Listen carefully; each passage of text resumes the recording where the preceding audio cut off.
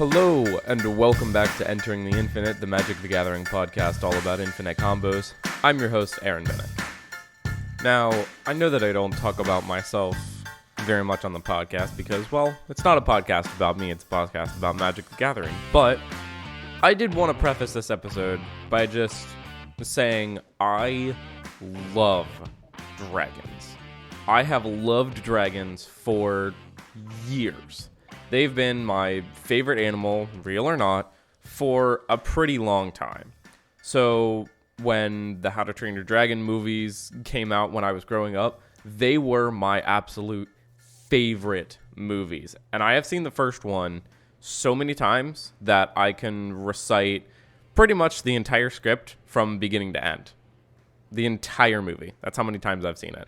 But I'm not here to go on and on about How to Train Your Dragon or anything like that. This week, I'm here to talk about a different kind of dragon. So, last week, I talked about Sephiroth, one of the Adventures in the Forgotten Realms commander decks, the Esper-colored one, the Reanimator, dungeon crawly, creature sacrificing, discard, combo-tastic commander. If you didn't see that episode, go check it out. But this week, I'm talking about a different Adventures in the Forgotten Realms commander. I'm talking about Tiamat. So Tiamat is 2, a white, a blue, a black, a red, and a green. So 7 mana overall for a legendary creature dragon god. Tiamat is a 7/7 MS flying and says when Tiamat enters the battlefield, if you cast it, search your library for up to 5 dragon cards not named Tiamat that each have different names, reveal them, put them into your hand, and then shuffle. So, to backtrack just a little bit, in Commander 2017, they gave us 4 tribal decks. So that was the release of Edgar Markov, Arabo, Inala, and the Dragon. I started playing Magic in 2016. So this was very, very shortly after. And when I saw the Dragon deck previewed, I knew that I immediately had to get it. So I pre-ordered it. I have had the Dragon for about 4 years now. It's gone through a lot of changes, but he always puts up a good fight. I love that deck. It's one of my oldest commander decks, and it's always been a great commander. But when Tiamat was printed, I've been wondering ever since if I should kind of shift it towards Tiamat instead of having the Dragon as the commander. Tiamat came out and everyone was ranting and raving about how Tiamat is a much better dragon commander, the dragon commander to now play. And I was thinking about it, and I frankly just didn't agree. I think that the cost reduction that the Dragon gives you on all your dragons is significantly better than tutoring because it lets you power them out faster. However, I am a man of infinite combos, and Tiamat provides us with a little bit more than that than the Dragon does. So Tiamat presents a solid combo as a dragon finisher. And those kind of combos can go in the Dragon, yeah. But Tiamat actually gives you a way to find it 100% of the time right there in your command zone. And since there's 2 combos for the deck, there's 2 infinite combos for the deck, spread across 5 cards, Tiamat lets you just get all 5 of them immediately. So the main combos for the deck are 2 dragon-based infinite combos centered around 5 cards, like I said, and you can find them all with Tiamat. So the first one is Old Gnawbone and Hellkite Charger. And I'm going to read Old Gnawbone first. So Old Gnawbone, also an Adventures in the Forgotten Realms card, is 5 a green and a green for a legendary creature dragon, a 7/7, obviously. It has flying. And Gnawbone says, whenever a creature you control deals combat damage to a player, create that many treasure tokens. So if you swing with Old Gnawbone and you hit with Old Gnawbone, you make 7 treasures. So this is incredibly important to this combo, but it's also just a very good card. Just because you're going to be swinging with your dragons anyway, and you want all of that ramp in order to be able to play more dragons. The other part of the combo is Hellkite Charger, which is 4 a red and a red for a creature dragon. It has flying and haste. It's a 5/5. And it says whenever Hellkite Charger attacks, you may pay 5 a red and a red. If you do, untap all attacking creatures, and after this phase, there's an additional combat phase. So how this works is, if you know anything about Najeela, you kind of already know what's going on. So when you deal damage with Old Gnawbone, you get 7 treasures. And then when Hellkite Charger attacks, you can then use those 7 treasures to take an additional combat, and then when you deal damage again, you can just take another combat phase. So the combo gives you infinite attack steps. However, you already need to have enough mana to be able to activate the Hellkite. So you need both Hellkite on the board and Old Gnawbone on the board and at least 7 mana. So then you attack with Hellkite Charger and Old Gnawbone, and then you activate Charger for 7, and then you hit with Old Gnawbone and Hellkite Charger for more than 7 for 12. But you only need 7 treasures made in order to actually pull off the combo. And then you just attack again and again and again and again and again. So this combo is really good for a dragon deck. First of all, because both parts of your combo are dragons, but also because both of these cards actually work pretty well on their own. So Old Gnawbone, just like I said earlier, he just gives you access to a bunch of free mana whenever you smack people in the face with your dragons. You already want to be smacking people in the face with dragons, so it makes a lot of sense that you want something like that to be able to then play more dragons after you're done dealing combat. And then with the Hellkite Charger, it does cost quite a bit for that ability, but if you look at some cards like Balefire Dragon, whenever Balefire Dragon deals combat damage to a player, it deals that much damage to each creature that player controls.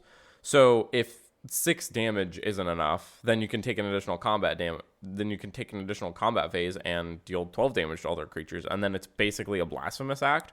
Or you can hit one person and then the other person and completely wipe 2 people's boards.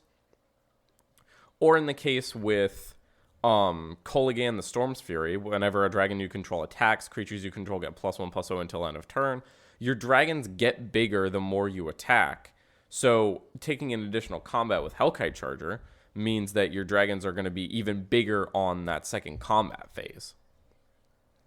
With something like Silumgar the Drifting Death, it's very similar to Balefire Dragon, where it's just wiping your opponent's boards whenever you attack with a bunch of creatures.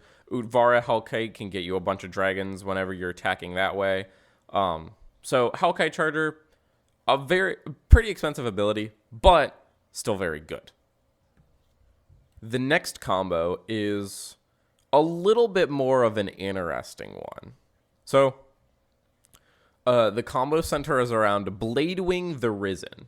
So I'm gonna read Bladewing first. It is 3 black, red. So 7 mana overall. For a legendary creature, a zombie dragon, it's a 4/4. It has flying, and it says, when Bladewing the Risen enters the battlefield, you may return target dragon permanent card from your graveyard to the battlefield. And then for a black and a red, you can give all dragon creatures +1/+1 until the end of the turn. So Bladewing enters. You get to put a dragon back from your graveyard to the battlefield.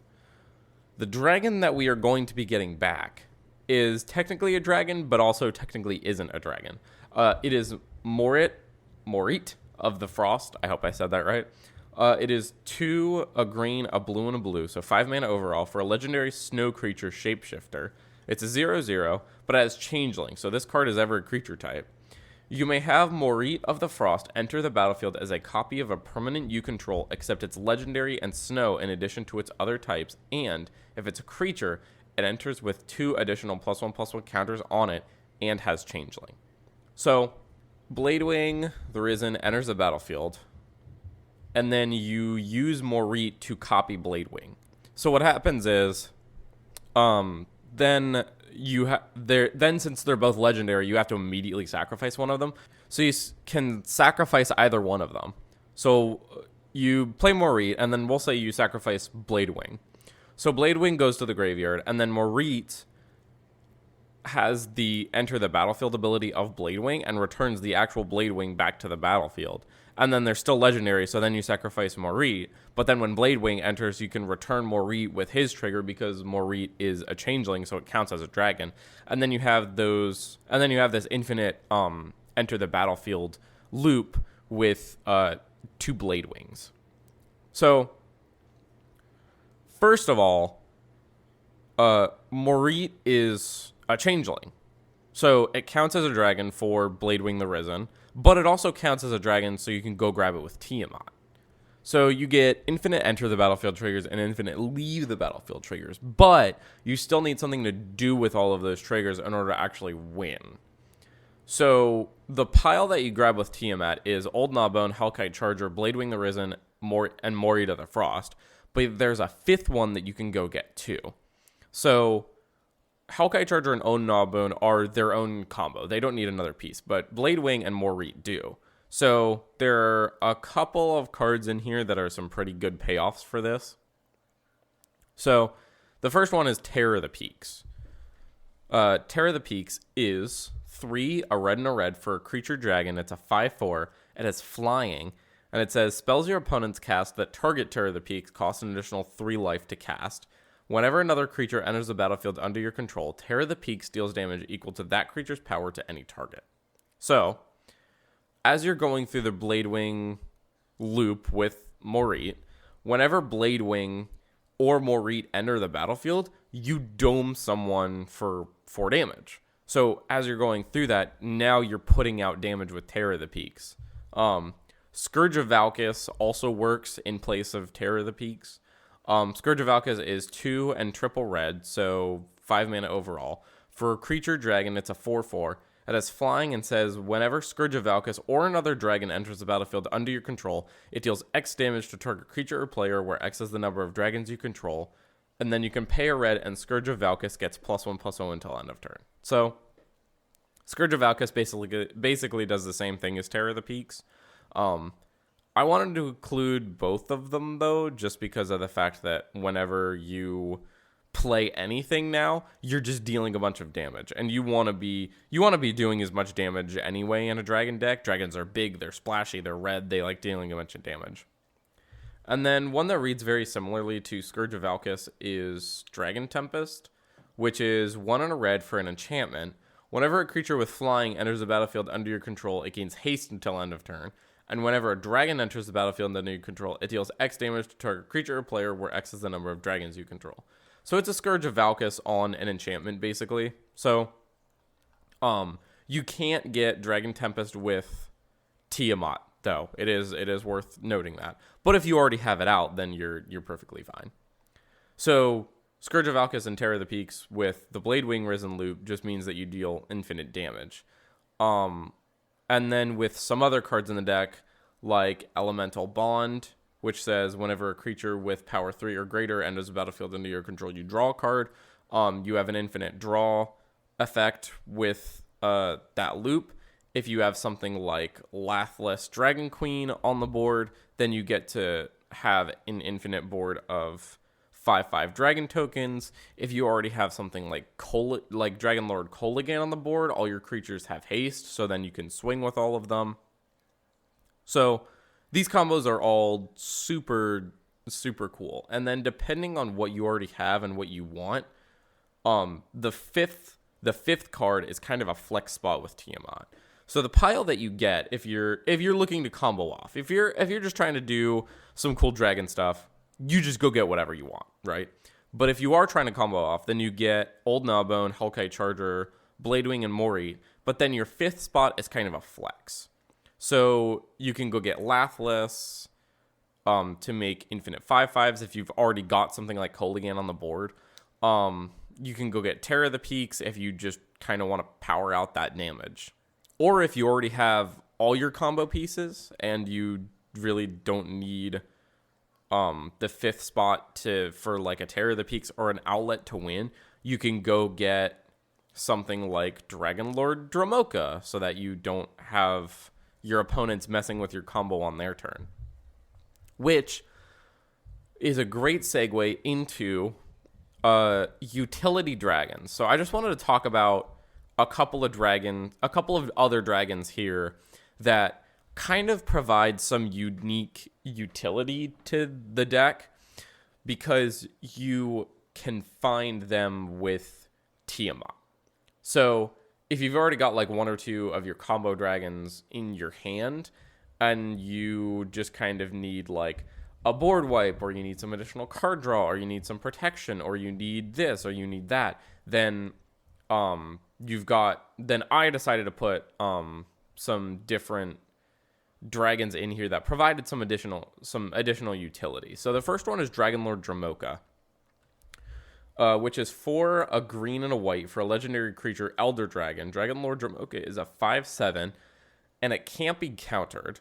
It has flying and lifelink, and your opponents can't cast spells during your turn. So if you're at a table with a bunch of blue decks, then Dromoka lets you protect yourself super easily and your combo the turn that you go off. So if you've already got Old Gnawbone and Terror of the Peaks, something, you play Tiamat, that might resolve, it might not. You're kind of hoping that it does, because then you can go snatch Dragon Lord Dromoka with Tiamat, and then the next turn, play Dragon Lord Dromoka. They can't do anything about it. It can't be countered, and when it hits the board, they can't even remove it on like the end of your turn, because of Dromoka's second line of text. So you're at least safe for a turn, and even better if you can combo out on that turn. So you can play Dragon Lord Dromoka, and then maybe you've already got Bladewing on the board, and then you Mori to the Frost, and then you're solid. You're good to go. Your opponents can't do anything about it. So being like a super creature heavy deck, I thought that it was a really good idea to have a dragon that provided some kind of additional protection. And I run Dragon Lord Dromoka in my Dragon list, and Dromoka always puts in work. The lifelink is really good. The can't be countered, so she always lands. I think Dragon Lord Dromoka is a she. If I'm not, feel free to correct me. But Dromoka is mostly just in here for your opponents can't cast spells during your turn. The next utility dragon that I want to talk about is the Nullspine Dragon. So Nullspine Dragon is 5, a red and a red for a creature dragon. It's a 7/5. It has flying and says when Nullspine Dragon comes into play, you may discard your hand and draw cards equal to the damage dealt to target opponent this turn. So I also run this one in my Dragon list. I did use a lot of dragons that I have in my personal list in this deck, just because I think that they provide a lot of really good utility, and Nullspine Dragon is one. I've never played a Nullspine Dragon and drawn less than like 7 cards off of it. It's really good to get when you just kind of need some different cards in your hand. So you can play Tiamat, snatch the Nullspine Dragon, and then swing for 7 next turn, and then play the Nullspine Dragon, and then just draw a completely new hand. So that's really, really good. I've swung with the Dragon, dealt 10, and then played Nullspine before and just drawn 10. And sure, you have to discard a couple of cards usually, but it's just a solid threat. A 7/5 is really big, and it draws you a bunch of cards for dealing a bunch of damage in a deck that already wants to deal a bunch of damage. And it's especially better if you don't have any cards in your hand. So if you Tiamat and you only go and get Nullspine Dragon and then just smash for 7 next turn and then just play Nullspine, you just completely refill your hand. So it gets better the more damage you deal and the less cards you have in your hand, because that drawback is just not as significant anymore. So the next two dragons, I want to talk about them together because they both basically do the same thing in this deck. Dragon Lord Kolaghan. I'm gonna start off with this one. For a black and a red for a legendary creature, Elder Dragon. It's a 6/5 with flying and haste. Other creatures you control have haste. Whenever an opponent casts a creature or planeswalker spell with the same name as a card in his or her graveyard, that player loses 10 life. That second ability is completely irrelevant. Unless maybe one of your opponents is playing like Shadowborn Apostles, then Kolaghan is just a silver bullet. But Kolaghan is in the deck because it says other creatures you control have haste. And it's the same reason Karthus is in the deck. So Karthus is 4, a black, a red, and a green for a legendary creature dragon. It's a 7/7 with flying and haste. When Karthus enters the battlefield, gain control of all dragons, then untap all dragons. Other dragon creatures you control have haste. So, again, Karthus is really just in the deck for mass haste. So, in your combo line with, like, Old Gnawbone and Hellkite Charger, when you play those, you almost want to immediately swing with them. So if you already have Kolaghan out and then you just play Old Gnawbone, you can smash in with both of them and then also play Hellkite Charger. And then on the following turn, you have all the mana that you need. Not only that, but if you make a bunch of tokens with Lathliss during a Bladewing the Risen loop, if you already have Kolaghan or Karthus out, then all of those dragons can swing. So mass haste in this deck is actually super important. Not only that, but you don't want to like drop the Dragon and give your opponents the ability to react to it. You want to immediately attack with the Dragon. You want to immediately trigger it. So I've also included some other cards in the deck that give all of the creatures haste. Dragon Tempest is one of them. I talked about that a little bit earlier. And then one of the other ones is Temur Ascendancy. So Temur Ascendancy is a green, a blue, and a red for an enchantment. Creatures you control have haste. Whenever a creature with power 4 or greater enters the battlefield under your control, you may draw a card. So this card is absolutely insane in this deck because it's giving us mass haste on all our creatures so we can immediately swing with all of our dragons, and it's drawing us cards whenever we play those dragons. So that's also just a really good card. And then the last utility dragon that I wanted to kind of talk about was Morophon the Boundless, which again doesn't count as a dragon, but it's a changeling, so it does count as a dragon. Morophon is 7 colorless mana, or 7 mana of any color, 7 generic mana, for a legendary creature shapeshifter, and it's a 6/6 for a changeling, so the card is every creature type. As Morophon the Boundless enters the battlefield, choose a creature type. Spells of the chosen type you cast cost white, blue, black, red, green less to cast. This effect reduces only the amount of colored mana you pay, and other creatures you control of the chosen type get +1/+1. So, Morophon giving all of our dragons a significant cost reduction, especially to the colored mana, is huge. Not only that, but Morophon can cast for any amount, for any color. So in a 5-color deck, that's a slam dunk.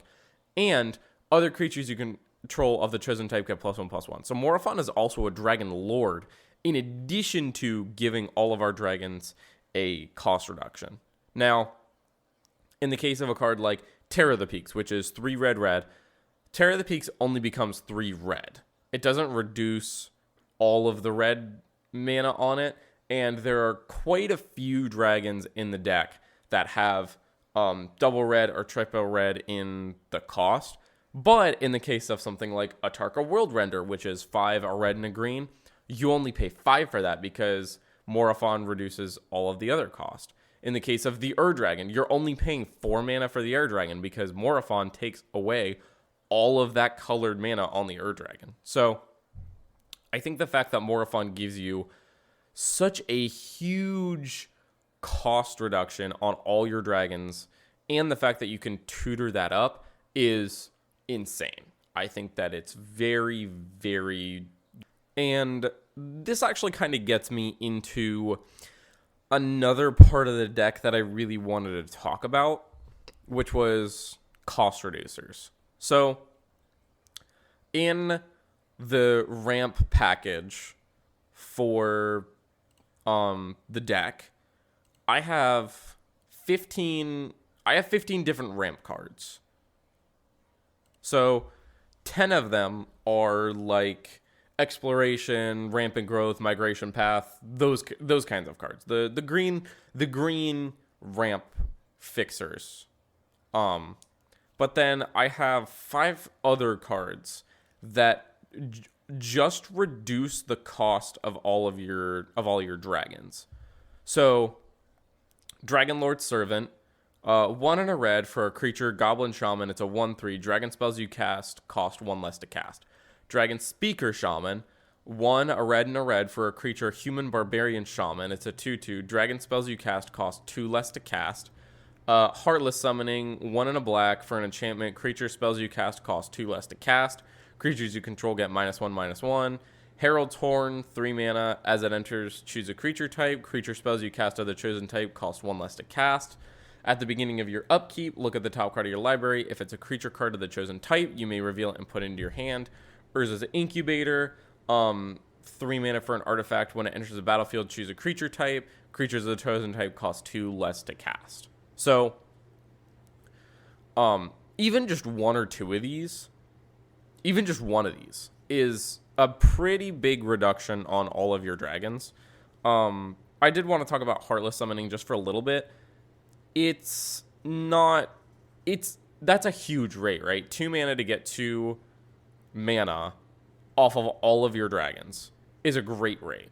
And the -1/-1, since we're playing dragons, it's really not that significant. Turning like Dragon Lord Servant from a 1/3 into an 0/2, or Dragon Speaker Shaman from a 2/2 into a 1/1. That's kind of significant. But turning the Dragon from a 10/10 into a 9/9, or turning Tiamat from a 7/7 into a 6/6 is a little less significant. And I just think that the rate of it, 2 mana for 2 mana off of all of your creatures, is just insane.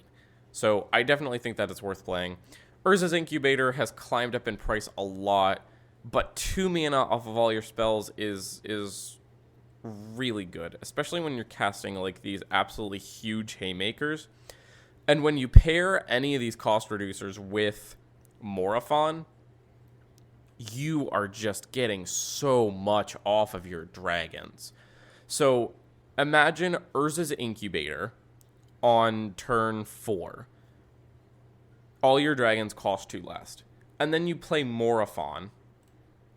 And then the next turn, you just drop the Dragon for 2 mana. Because it gets 2 less from the Urza's Incubator, and then it gets Wooburg less from Morophon. The Dragon for 2 mana, that is absolutely insane. Terror of the Peaks for 2 mana. Tiamat for 3. You don't pay any mana for Tiamat, because Tiamat only costs 7. So Morophon takes away the Wooburg. Urza's Incubator takes away the colorless. Even if you're just reducing your dragons down to only a couple of mana, so like Old Nabun. Old Nabun is 5, a green and a green. So Morophon only takes away one of those green, but then you're still only paying 4 mana for a 7/7 that just gives you more cards. That just gives you access to more mana. So cost reducers, I definitely think that they're worth a big slot in the deck, because you want to see them in order to save as much mana on all your dragons as possible. And that's a big reason why I put Morophon in here, is just to have a tutorable way that you can take away more cost on your dragons, make them cheaper, easier to get out. So I'm not quite done talking about utility. Most of the deck is pretty basic. You play Tiamat, you get combo dragons. If you don't, you smash face with dragons regularly, whatever. But there was a lot of cool stuff that I wanted to put in this deck that I really wanted to talk about. And the rest of these cards are not going to be dragons at all. But they're really good for dragons. They're really good in dragon decks. Especially these first 3 cards. So I wanted to talk about some of the removal in the deck first. So I wanted to talk about Kindred Dominance, Crux of Fate, and Draconic Intervention. So I'm gonna read them and talk about them one at a time. So Kindred Dominance is 5, a black and a black for a sorcery. Choose a creature type, destroy all creatures that aren't of the chosen type. So 7 mana, destroy everything that isn't a dragon. And Crux of Fate reads basically the same for less mana. It is 3, a black and a black for a sorcery. Choose one, destroy all dragon creatures or destroy all non-dragon creatures. So Kindred Dominance and Crux of Fate are basically the same card, but the ability to play board wipes that literally don't even touch any of our creatures is insane. That is some absolutely massive value. Because if the board is completely gunked up, there's a token player going off, there's someone else that's playing a bunch of flyers, someone's got an Atraxa or something like that, keeping you from getting in there for damage, you can just Kindred Dominance, Crux of Fate, clear the board, yours is completely untouched, and then you can just wreak havoc by smashing people's faces in with dragons. The next card that I wanted to talk about, Draconic Intervention, is sort of the same and sort of different. So it's 2, a red and a red for a sorcery. As an additional cost to cast it, you have to exile an instant or sorcery card from your graveyard. And it deals X damage to each non-dragon creature, where X is the exiled card's mana value. If a creature dealt damage this way would die this turn, exile it instead, exile Draconic Intervention. So if all goes well, you're playing like a migration path on turn 4. And then if you really need to, you can Draconic Intervention, exiling migration path, and then it's just a Storm's Wrath. But it still doesn't touch any of your dragons. And there are bigger spells that you can exile with Draconic Intervention. So if you've already used Return to Dust, that's 4 mana. But if you've played a Return to the Wild Speaker, that's 5 damage to all your non-dragon creatures. If you've played Rishkar's Expertise, that's 5 damage. That's 6 damage to all your non-dragon creatures. But I thought that it's a lower end board wipe. It's only 4 mana. So you can play it sooner than Crux of Fate, and you can use it to take care of a lot of the littler creatures, because a lot of the cards that you're going to be able to exile with Draconic Intervention are going to be a little bit lower on the curve. They're going to be like 2, 3s, and 4s. So you're not going to hit everything with Draconic Intervention, but I do still think that it's just a really good card to play, because it's just a board wipe that doesn't hit your board. So like, I would rather be playing Draconic Intervention and maybe not quite hitting everything than playing a Blasphemous Act and having to get rid of all my own dragons. And especially when you're playing an aggressive deck yourself, especially in Commander, where aggressive decks are usually sought after to be board wiped, you don't want to be getting rid of your own creatures. But you also want your opponent's creatures out of the way. So I think that these 3 cards provide so much more utility than just face value as removal. The next cards is actually a little bit of other interaction. So I talked a lot about how Dragonlord Dromoka really helps you keep at bay the pesky blue decks, but there are some other cards that you can play in Dragons that lets you do kind of the same thing as Dromoka, help keep the blue decks at bay. So the first one is Stubborn Denial, and if you're a Modern player, you know exactly what this card is. It is a single blue for an instant, and it says counter target non-creature spell unless its controller pays 1. So right off the bat, doesn't sound like a great card.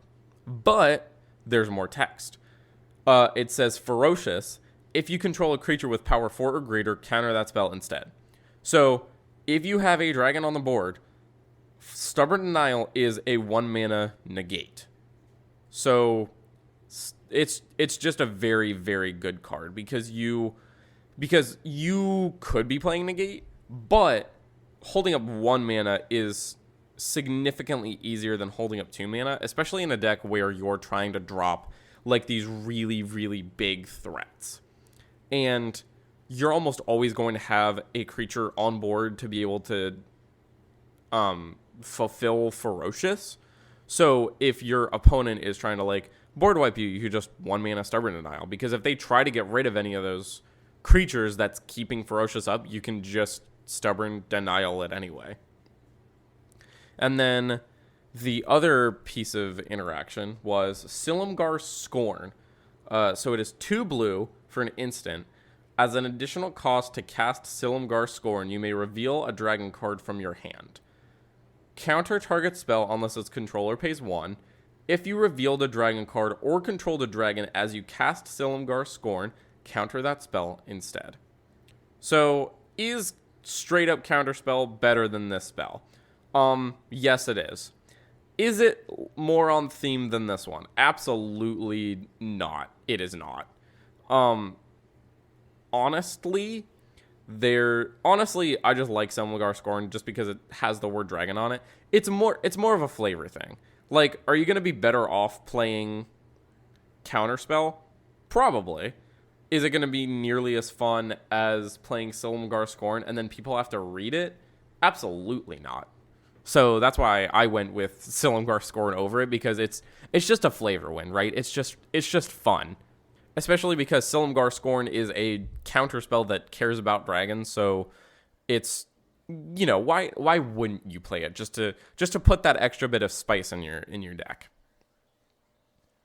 The last kind of utility card is Sarkhan's Triumph, which is 2 and a red for an instant. Search your library for a dragon creature card, reveal it, put it in your hand, and then shuffle your library.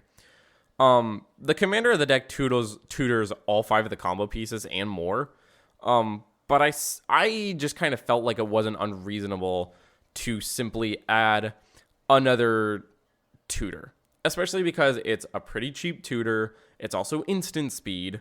You can be playing like Eladamri's Call. You can be playing like Worldly Tutor. But again, in the case of Silumgar Scorn, it's just not on theme. And I think that it's just a little bit more fun to have a tutor that specifically goes and finds a dragon. Is it nearly as optimized? Absolutely not. Is it just more fun, more flavorful? Yes. But, I mean, if you have Worldly Tutor, if you have Eladamri's Call, those cards are just better than Sarkhan's Triumph, so play those over that. But if you like to be a little more on theme, kind of like me, if you like dragons a lot, like I wanted to play the tutor that went and found a dragon specifically. I didn't want to play like a creature tutor. So, or if you don't even want to play an additional tutor at all, you can just play another dragon. That's also not unreasonable.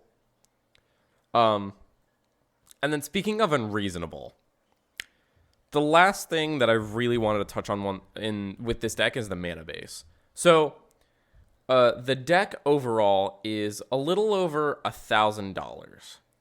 However, most of that money is going to be in the mana base. So in the mana base, I'm running all 10 fetches and all 10 shocks and the 5 triomes. So this raises the price of the deck significantly. It raises the price of the deck about $500 just for those 15 lands. It raises the price about $500. And then a lot of the other cards in the deck that raise up the price is like the Dragon is like $70. That's not a cheap card anymore. Kindred Dominance is about $30. You've got Urza's Incubator, which is $40. You've got Exploration, which is about $30. So there are ways that you can still cut back on the price of this deck, but the biggest one is going to be the mana base. I put in Fetches, Shocks, and Triumphs because I have all of those cards. They're already in my Ur-Dragon list. They've been in there for a long time. The Triumphs were a huge addition to that deck when they came out.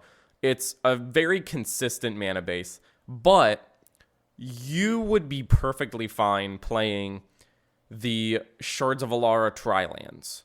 You would be perfectly fine playing the 5 slow fetches.